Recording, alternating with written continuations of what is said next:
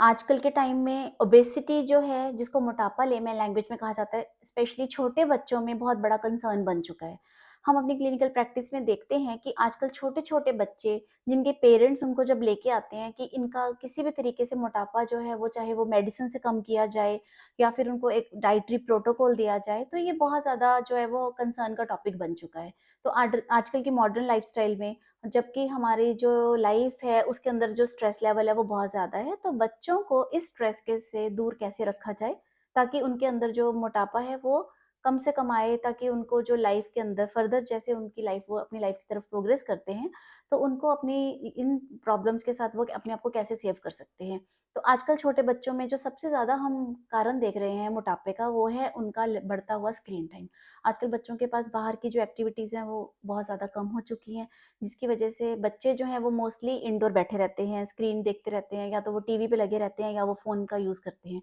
तो कोशिश कीजिए, अगर आपका बच्चा जो है वो ग्रोइंग स्टेज के ऊपर है, स्पेशली अगर उसकी जो एज ग्रुप है वो 5-6 साल से लेके 13 साल के बीच में है, चाहे वो लड़का है, चाहे वो लड़की है। तो ये बहुत ज़्यादा ज़रूरी है कि अगर आप चाहते हो कि आपके बच्चे में ग्रोथ स्पर्ट, मतलब जो उसकी हाइट है वो अच्छी जाए, उसका जो ब्रेन है वो अच्छा डेवलप हो, उसकी जो लर्निंग कैपेसिटी है वो बहुत अच्छी हो, तो ये बहुत ज़रूरी है कि आप उनके स्क्रीन के टाइम को लिमिट कीजिए। उसके अलावा जो उनकी डाइट है, वो ध्यान रखिए कि बच्चा जो है हर समय मंचिंग ना करे। उसका जो डाइट का टाइम है, उसके जो फूड का टाइम है, उसको सेट कीजिए। इन बिटवीन बच्चों को ब्रेस्ट फीडिंग नहीं मिली होती, या जिन बच्चों को ब्रेस्ट फीड जो है वो नहीं मिलता किसी भी रीज़न से, चाहे वो मदर के अंदर कोई प्रॉब्लम हो गई है या बच्चा कई बार सक्लिंग रिफ्लेक्स नहीं डेवलप कर पाता, उन बच्चों में भी ये प्रॉब्लम जो है वो बहुत ज़्यादा देखी गई है। उसके अलावा जो एक फैमिली का जो लाइफ़स्टाइल है, फॉर एग्ज़ाम्पल फैमिली के अंदर से ही मोटापा चल रहा है, तो वो भी बच्चों में बहुत जल्दी जो है वो जेनेटिकली आने के चांसेस रहते हैं। तो इनसे कैसे बचा जाए, ये हम अपनी आपको नेक्स्ट वीडियो में बताएँगे।